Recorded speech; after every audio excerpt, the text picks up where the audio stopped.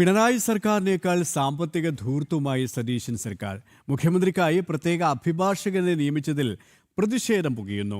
Senior legal council എന്ന പേരിൽ advocate John വർഗീസിനെ നിയമിച്ചതിലാണ് വിവാദം. വിശദാംശങ്ങളുമായി കൊച്ചിയിൽ നിന്നും രേഷ്മ ബാബു ചേരുകയാണ്. രേഷ്മ, പതിയെ പതിയെ പിണറായി സർക്കാരിൻ്റെ പിന്നാലെ തന്നെയാണ് വി.ഡി. സർക്കാരും എന്ന് വേണം നമുക്ക് മനസ്സിലാക്കാൻ. അത് ധൂർത്തിലായാലും ഒട്ടും വിഭിന്നമല്ല. അതിൻ്റെ ഒരു തുടക്ക കാഴ്ചകൾ തന്നെയാണിതല്ലേ?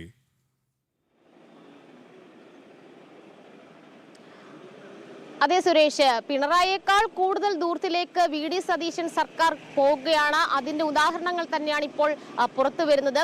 മുഖ്യമന്ത്രിക്ക് വേണ്ടിയിട്ട് ഹൈക്കോടതിയിൽ ഹാജരാകാനായിട്ട് ഒരു സീനിയർ ലീഗൽ കൗൺസിലിനെ നിയമിച്ചിരിക്കുകയാണ്. അസാധാരണമായിട്ടുള്ള ഒരു തസ്തിക സൃഷ്ടിച്ചുകൊണ്ടാണ് ഈ നിയമനം നടത്തിയിട്ടുള്ളത്. ഇതിനെതിരെ ഈ അഭിഭാഷക പരിഷത്ത് ഉൾപ്പെടെയുള്ള അഭിഭാഷക സംഘടനകൾ രംഗത്ത് വന്നിരിക്കുകയാണ്. കാരണം നേരത്തെ ഈ ജീപ്പുമാരുടെ നിയമനത്തിൽ വ്യാപകമായിട്ടുള്ള വിവാദവും അതോടൊപ്പം തന്നെ ചില ആക്ഷേപങ്ങളും ആരോപണങ്ങളും ഉണ്ടായിരുന്നു. അതായത് നേരത്തെ CPIയുടെ പ്രാദേശിക നേതാവ് GP ആയിട്ട് നിയമിക്കപ്പെട്ട ഒരു സാഹചര്യം ഉണ്ടായിരുന്നു. അവർക്ക് പിന്നീട് രാജിവെച്ച് ഒഴിയേണ്ടി വന്നു. അതുകൂടാതെ തന്നെ കോൺഗ്രസ് അനുകൂല അഭിഭാഷക സംഘടനയിൽ നിന്ന് പോലും ഇതുമായി ബന്ധപ്പെട്ട് വ്യാപകമായിട്ടുള്ള ആക്ഷേപങ്ങൾ ഉണ്ടായി. അതിനിടയിൽ തന്നെയാണ് അഡ്വക്കേറ്റ് ജോൺ വർഗീസിനെ സീനിയർ ലീഗൽ കൗൺസിൽ എന്നുള്ള ഒരു തസ്തിക സൃഷ്ടിച്ചുകൊണ്ട് നിയമിച്ചിട്ടുള്ളത്. AGക്ക് സമാനമായിട്ടുള്ള ശമ്പളവും ആനുകൂല്യങ്ങളുമാണ് നിശ്ചയിച്ചിട്ടുള്ളതെന്നാണ് സൂചന. അതായത് മാസം 2.5 ലക്ഷം രൂപ ശമ്പള ഇനത്തിലും അതോടൊപ്പം തന്നെ 50,000 രൂപ അലവൻസും, കൂടാതെ ഓരോ കേസിലും ഹാജരാകുന്ന വേളയിൽ നിശ്ചിത തുക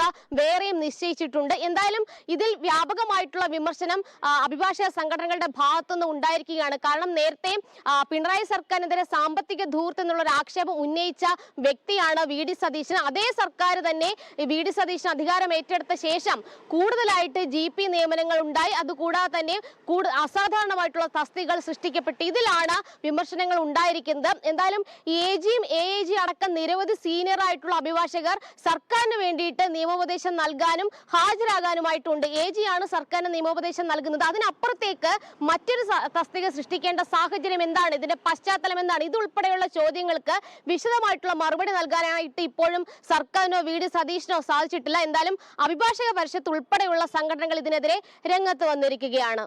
സുരേഷ്.